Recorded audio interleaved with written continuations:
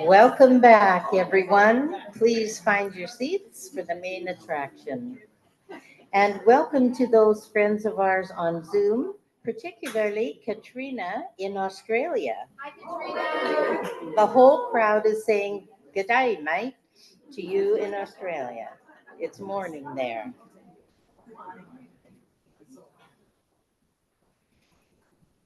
Susan McCaslin started writing when she was 12 years old, and tonight she brings us poems from Named and Nameless, her latest book. Welcome, Susan.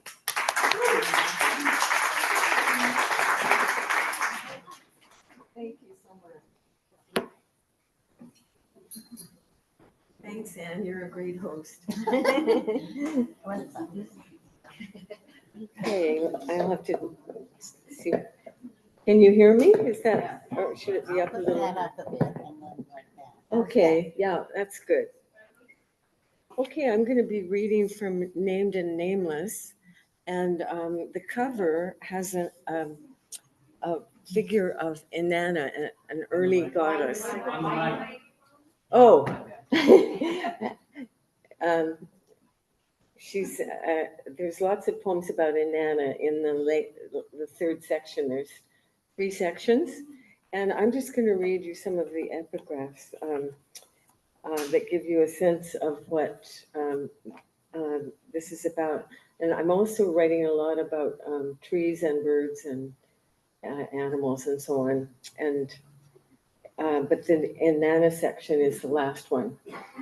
So this is the hymn to Inanna, translated by a translator named and poet named Jane Hirschfeld. Lady of all powers, in whom light appears, radiant one, beloved of heaven and earth. Tiara-crowned lady of all powers, in whom light appears, radiant one, beloved of heaven and earth.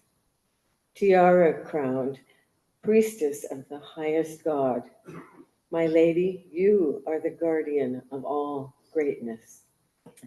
And this one is from Lao Tzu, from the Tao Te Ching. It's are some of you familiar with it? It's Chinese poetry.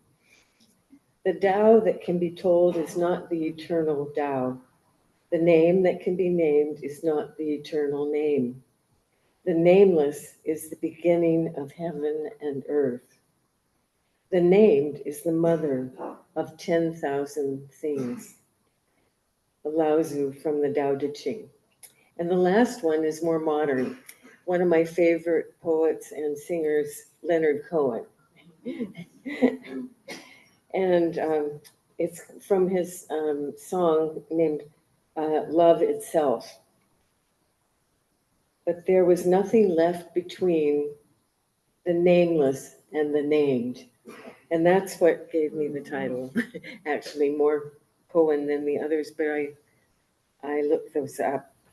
So I'm going to start with the first section, which is called Naming. And I'm going to read the first poem in the first section. Who am I? Conscientious and impulsive, child singing arias in an apple tree. Transparent apples gathered in my lap, russet and green. Bough-born, cosmos throne, constricted and flourishing, enthroned in a place of crossed limbs. Startled, looking around, curious, fearful, bold, singing unheard hymns to unseen host from inside a tree. And when I was a little girl of 7, I would climb this apple tree and sit up there singing, hoping the next door neighbor would think I was an opera singer. But it turned out I became a poet, and I did some opera lessons, and I was told that I should just join a choir. Okay, so the next one is grace. Right now, as we gag on unruminated words, our self-recriminations, for an instant, a sword slashes all that self-criticism, draws back a veil to just this.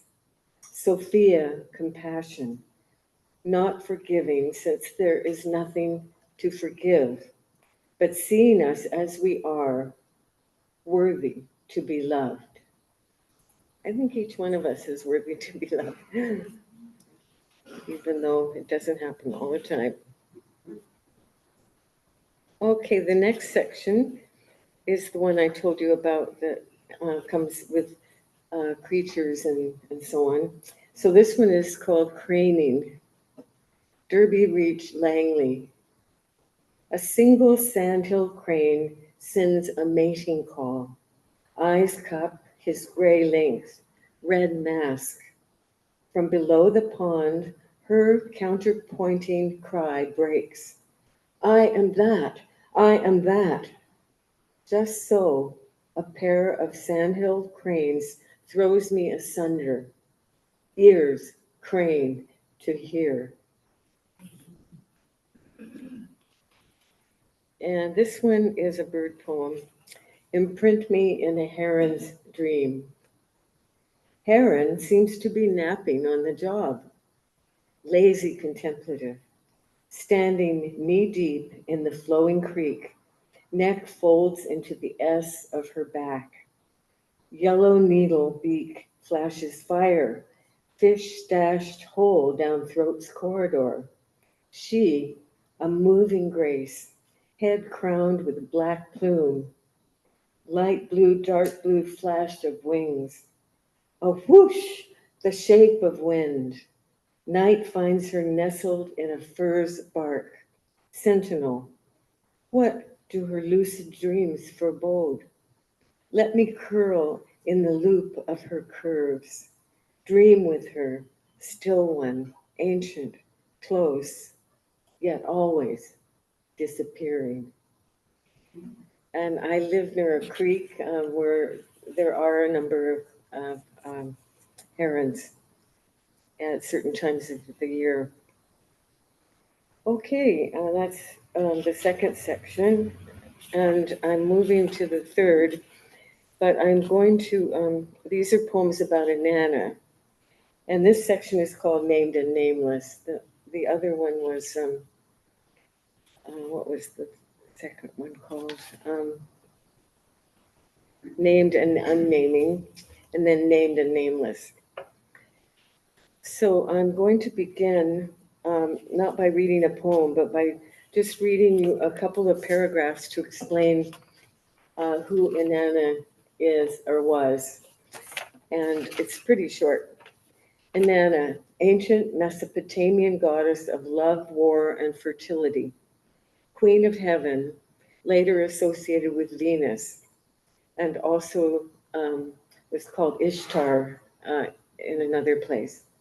In Sumer, now south central Iraq, during the Uruk period, 4000 to 3100 BCE, the stories about her were prehistoric, presented in oral rather than written form. The most famous oral myth about her is her descent into and return from the Mesopotamian underworld. She appeared on a vase in about 3000 BC, and in 2600, the stories about her were inscribed in literary text. And this is a little bit of a description I focused on her descent and ascent from going deep down into the underworld and returning to the earth.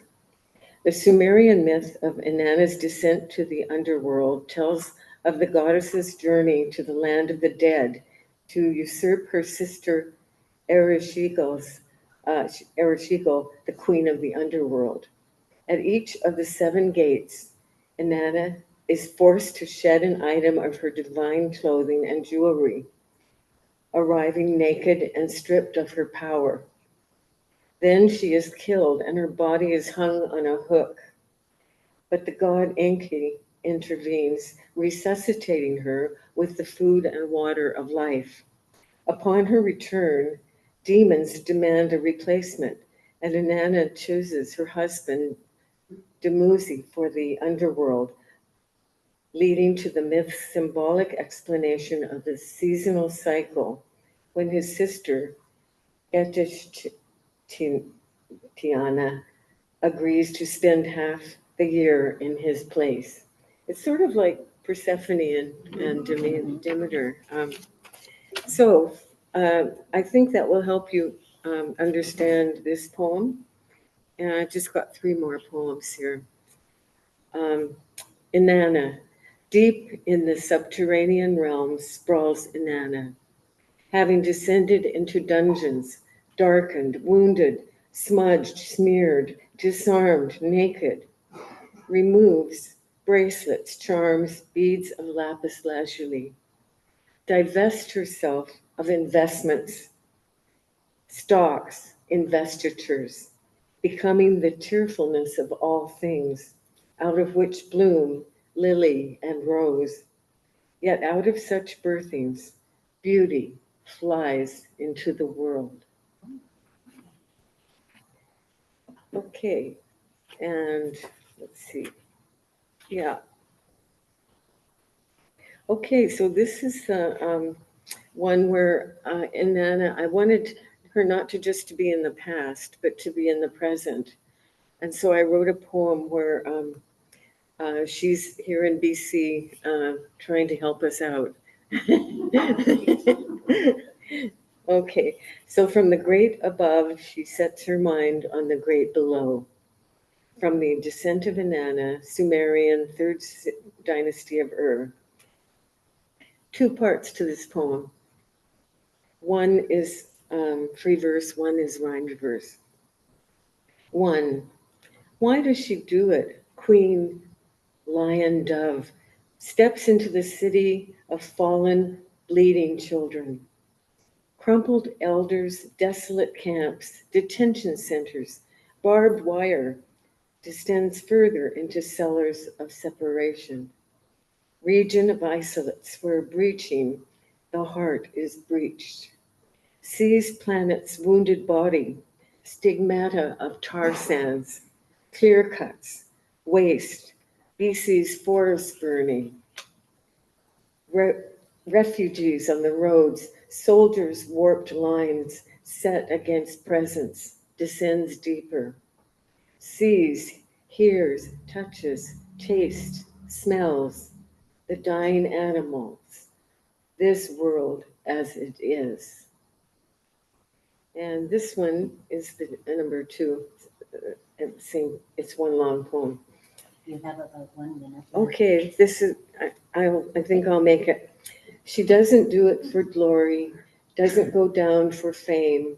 It isn't for enlightenment. She lays her hands in the flame. Stumbles alone down the stairway, stripped of her lapis and crown. Stands bereft in the darkness, deep in the darkness is bound. Robed in her own naked beauty, few but the homeless can see. Doesn't seem like a plan with which her mind can agree. Doesn't seem like a virtue or anything she can explain. Doesn't feel like a bargain. The impulse is not from the brain. She enters the web of injustice, hangs from the hook of the world. Burning and broken compassion arises in wholeness of love. And this is a very short last poem. Inanna enters oneness. Beyond time, Mother Inanna is she who descends, she who ascends. Beside you, inside you, dipping her fingers in the spring of your heart. Listening, singing, sing along, rise and fall with her, no harm. Be light in dark, dark in light. Be joy, dwelling at her core. Let her teach you to dance and to love, despite ordeals and losses. Let her take your hand and enter oneness. Thank you. Thank you, Susan.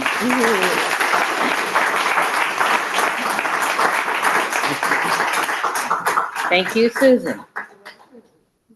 Wendy Donawa is an island poet, whether that island be Barbados or Vancouver Island. Tonight, she is sponsored by the Bookies, her book club of many years. Wendy Donawa.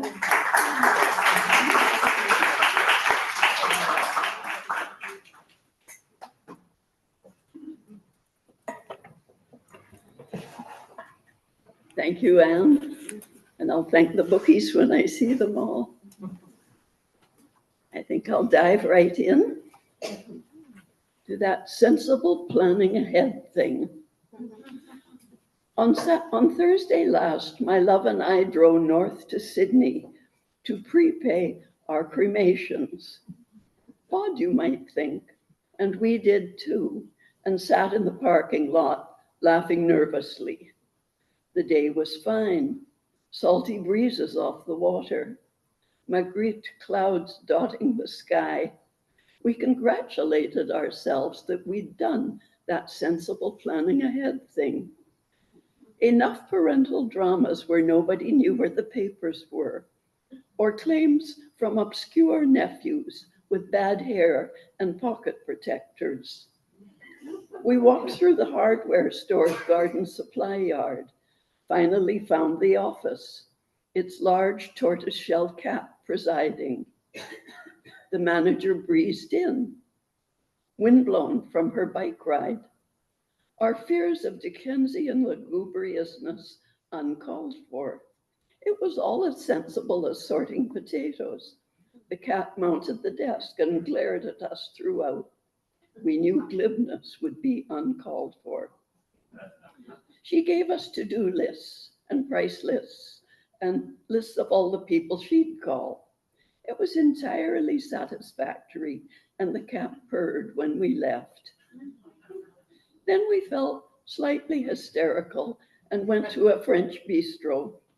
We downed grilled cheese sandwiches, dripping with Gruyere and caramelized onions. Stabilized over a bottle of Pinot Noir, my true love said, "Well, the one who's left will know what to do." Then we cried again. "Eros and Thanatos on our seesaw," she said, and we laughed and took Highway 17 home into the rest of our lives. This is the title poem of the book. They gave me a beautiful cover, and it plays on many of the themes that absorb me. The time of falling apart. I'm a dragon woman, born in a dragon year, and by the zodiac's account, I should be tenacious, confident, powerful, generous, lucky too, should marry rat, monkey, or rooster. Sadly, this year's zodiac is less optimistic. I am opposed by Tai Sui, god of age, who foresees an overall lack of good luck. The outlook for my health also unfortunate as I approach the time of falling apart. Some of my losses are careless rather than tragic. I lose my glasses before finding them on my head and have lost enough hearing to embarrass myself regularly. But what other deserters have left my memory palace? What of my keys, grocery lists, important dates, the name of that nice woman in the blue shirt, the best way through East Van, my favorite socks? Self-pruning. Fruit reduces its pull force, so it falls away easily. Energy is no longer required. How is it that I, who careened merrily across 2 provinces, 3 mountain ranges to meet my lover, now avoid night driving, parallel parking? In pools of crystallizing snow, these sodden Gary oak leaves, I'm drawn to winter branches, their spareness and latency. If you look past the oak's roots, up its gnarled bark corrugations, its lichen armor, past its branches' baroque skew, stub of an amputated limb and its cozy sleeve of moss, past a fretwork of twigs, you might fall up into the sky. Frilly white barnacles of lichen, burying my hands in mossy ruffles. I remember running my fingers through my son's springy hair. I flatlined to think of it. The year's nights draw in, and veins of leaves close like blocked arteries. Their barrier of thin-walled cells, whose purpose it is to break down in autumn as it approaches the time of falling apart, as it invites abscission, separation of stem from leaf, of horn from skull, of claw, husk. Also, from those who renew themselves seasonally, salamanders shed body parts to shun predation, or those who'd rather sacrifice a breast than yield it prey to a malignancy. Some years ago in Cowichan Valley, a Quatsin elder, master carver, explained near final stages of a pole he'd made. Power, its carved and somber range of mythic predators. Before we left, he asked quietly, "What is your predator?" Before we left, we held hands. He said a prayer. I'd just had my diagnosis 2 days before. The oak's twiggy black canopy engraves a wintry sky, all grisaille reflections over the inlet's glossy mirror, where doubled ducks confer cordially over the long V's of their contrails. And I'll finish with this poem, word by word. You will recognize, I think, the radiant words of Martin Luther King, of one speaker at the end. There's another speaker, and I don't even want to say his name. Word by word. In the beginning was the Word, we're told. But long before we reached those small, meaningful units of language, cosmic dust floated in an immensity of time and space, and darkness was upon the face of the deep, while the universe expanded, and across solar systems, patterns emerged that would excite particle physicists, but that is getting ahead of ourselves. Those charts from school days, our forebears losing their fins and climbing out of the slime, then upright hominids, but hunched and hairy. Taller versions followed, more upright, until the pinnacle, a well-muscled man. Always a man. Perhaps they hadn't encountered Eve's rib scenario, or the beauty of natural law, like the Fibonacci spirals of seed heads and pine cones, like nautilus shells in Renaissance paintings, like the proportions of ancient Greece's golden mean, and like the galaxies where all this started. And mitochondria animated bacteria became capable of replication. It's one theory of life's origin. But wherever humans huddled, they all wanted to know, what does it mean? And who is in charge? Thus, religion and politics. Along with cleverly chipped flints and so forth, humans needed words. You might argue other species communicate. Apes, elephants, and whales have dialects, and even your dog responds to the small narrative of sit, good dog, treat. But only we have metaphysical concerns and a cerebrum to give them meaning. Oh, praise the grand designer for our dominant left brain, our frontal lobes, our expressive utterances, and decoding skills manifest in words. Praise the tongue, lips, jaws, turning vibrations into words. Praise orbicularis, the kissing muscle. Thus, neuroplasticity. So here we are, able to rewire our brains with words. The brain's a tiny proportion of your body weight, but uses a fifth of what you eat. Thus words, greedy words. You can contemplate your own stardust beginnings, develop theologies or porn sites, write Hamlet or Mein Kampf. One man said, I have been to the mountaintop shortly before his murder for fighting for justice. One man said, women just grab him by the pussy and ascended to great power. Thank you.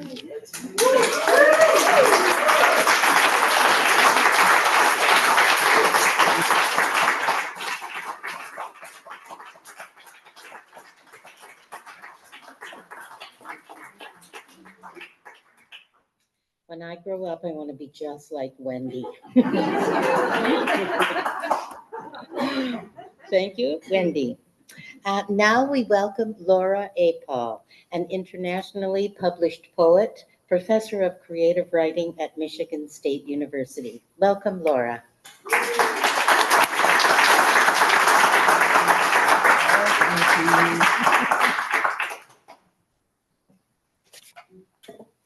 Well, I want to say hi to the people on Zoom, especially Katrina. Hi, Katrina. And all of you. I don't want to spend a lot of my minutes on thank yous, but Anne. Wendy was short before. I'm so glad to be here. I am a regular returnee to the Victoria poetry scene, and it's always just such a pleasure. I'm going to be reading from my most recent book, Cauterized. And as you might imagine, choosing that title was a bit of a risk. People weighed in on both sides very strongly. No one felt sort of just so-so about it. But I chose the title because cauterized means promoting healing or at least containing loss through burning or freezing the wound. And I see poetry, I see my own poetry very often serving that function. So Cauterized. The first poem in the collection is called Vanishing Point. If I go back to the place it begins, a black and white tom, trains rattling my crib. When I stand, I can see to where the tracks disappear. One day the cat is gone. Gone, they say, but somehow I know the sad bundle I see between the rails is what I have lost. And I bury the memory for 50 years until my own dog goes missing. She is the last thing among last things, and I know she has been taken by the trains. For 7 miles, I walk the tracks, fingering the leather leash in my bag. The rails are higher than I imagined, the ties spaced wrong. I expected grass through flat fields, not these sharp stones, not steep embankments, not trains bearing down, hot metal, the ground shuddering, the whistles wait. Pain is a bargain with the gods. As if I can resurrect, as if that old dog could run the 20, 30, 40, 90 miles to home, could follow the tracks, the smell of the trains, a whistle echoing what she heard in her sleep for so many years, as if that old dog could follow her love to me. I call her name across pastures and woods, backyards and empty lots. Picture her running toward my voice, running toward me down the tracks. I can see to the horizon, to the place where the rails come together, almost out of sight. And she did make her way home. Well, I made my way to her. She did not make her way home, but she was okay. So this poem is about the effects of organized religion, I guess as a wound. It's called Third Avenue. In that house, it was always God. the painted brown cabinets, cornucopia wallpaper, gold and tan geometry of rugs. In that house, a Bible, worn covers, prayer, and a piano with a hymnal, the radio playing God. In that house, it was always God, and I dusted the mop boards each Saturday in a living room no one used, no one. God was that house, trees dying of Dutch elm disease, peonies and hollyhocks, and my father's raised voice and my mother's raised hands, and all the ways I was required to confess, repent, forgive. A nest of wasps under the second story eave, a leak in the cistern, mildew in the cellar where shelves were heavy with glass jars of green beans, applesauce, tomatoes, and pears. The Holy Ghost lived in the attic with the slanted roof, wandered in and out of my closets on sultry summer nights. What is your only comfort in life and death? A catechism I recited at the kitchen table, but I was sleepless with the worry I was going to hell. The wood-burning stove, my father split logs, my mother fed the flame. Together they cleaned soot from the chimney each fall. Bicycles and bloody knees, the pea gravel driveway, wire clothesline, spirea hedge. Summers I watched storms move in, tossing the trees, thought, Jesus is coming again. Then probably, and many of you know this from the years I've been here, probably the biggest wound that I've had to cauterize was the loss of my adult daughter, Hannah. And this is a poem called Sewing with Salt. Ocean brine, seawater, salt of the earth. What is the cost for a mother looking back? Salt flats, salt fields. I carry with me her handwritten notes and piercings. Hey, Mama Bear, voicemails I will never delete. Salt mines, salt lick, salting the soil. For a time, I wished only to become her, shampoo and clothes, my skin, my hair, the scent of her, myself, herself, sewing a daughter's name, brimstone on my tongue, all of me the wound, all of me salt. And then I have spent many years going to Rwanda. My first trip there was to work with survivors of the genocide using writing to facilitate healing. But I went back many years. I did my own writing, and I had developed some very deep connections that I wanted to maintain. This is a poem about going back 20 years after the genocide. The woman who I talk about in the poem is Louise, who was 12 at the time of the genocide. I've known her for her going to school, her getting married, her having babies. So this is a poem about her and about the simultaneous impossibility and necessity of healing and moving on from a loss of the kind that the survivors in Rwanda have maintained. In the poem, you need to know that in Rwanda, a roof is the sign of security and prosperity, a metal roof. Rwanda, 20 years on, for Louise, a survivor of the genocide against the Tutsi. At the end of the 2-decade road is a house, tin roof, stone fence, windows still wanting for glass, and yes, the house is a house, and yes, the storm clouds are clouds, and yes, the cradled child is a child. Miracle the haze of his hair, miracle the scent of his skin.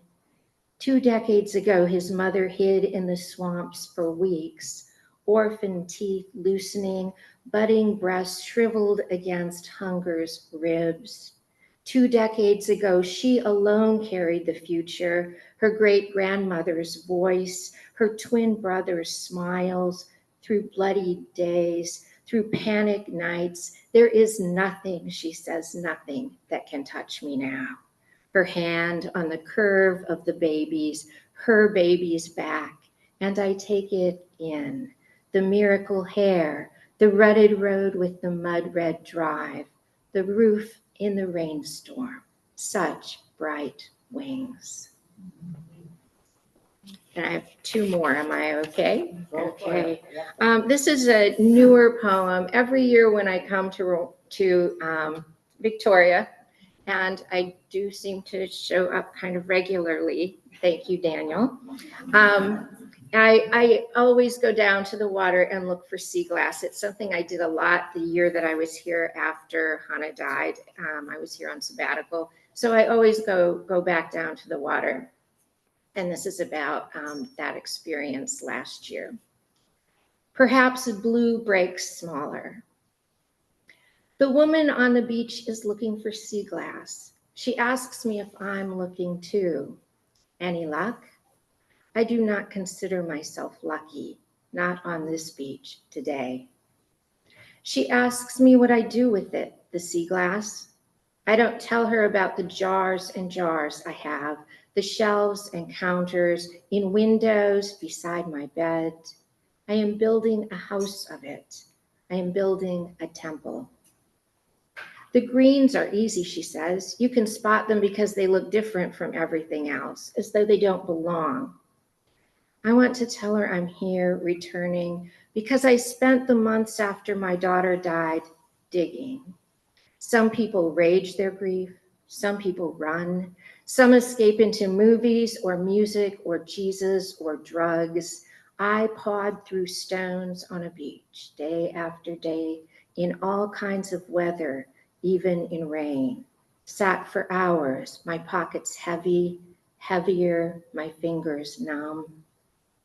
I'd like to find some blue, she says. I tell her it's rare. I don't tell her I have a special bowl at home, only for blue. She says, I don't live by the ocean. I want to say, my name is Laura and my daughter died 7 years ago today. That's what brings me here. Instead, I see a cerulean glint in the pebbles. I pick it up, walk to her, place the shard of blue in her palm.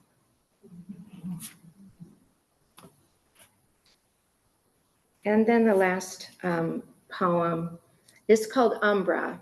Umbra means shadow, and this has a head note by the poet Siv Cedering that says, when I sleep, the shadows of my hands come to me, because I wear the rings of the dead, because the veins are my mother line, heat so blue, because awake each hand is a fish, and in dreams each a bird, hollow twinning of bones. Because Liszt lives in the reach, Vivaldi in motion, the trout quintet rippling across strings. Because I was forced to fold hands and pray. Because splinters work their way out. Because I am quick with the needle, tenacious with the black unbreakable thread. Because there are scars and I forgive them. Because long ago, from his seat in the back, my toddler son said, Mom, you have beautiful hands.